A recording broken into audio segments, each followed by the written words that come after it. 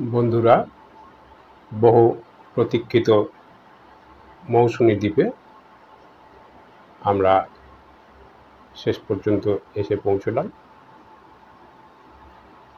অনেকগুলো জার্নি করে আসতে হলো আমাদের, কিন্তু এখানে এসে প্রকৃতির রূপ দেখে আমাদের মন ভরে গেল। দূরে সমুদ্র দেখা যাচ্ছে, পাশ দিয়ে একটা ছোট বাঁধের মতন রাস্তা, তার উপর দিয়ে যাতায়াত।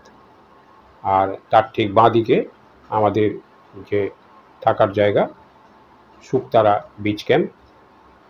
সার দিয়ে দিয়ে প্রচুর নৌকো দাঁড়িয়ে রয়েছে, সমুদ্র উত্তাল, জোয়ার চলছে। এরকম একটা ভিডিও আমরা আপনাদের জন্য আপলোড করলাম। আপনারা ভিডিওটা দেখুন, লাইক করুন, শেয়ার করুন এবং এবিসি ক্রিয়েশন চ্যানেলটিকে সাবস্ক্রাইব করে আমাদের সঙ্গে থাকুন।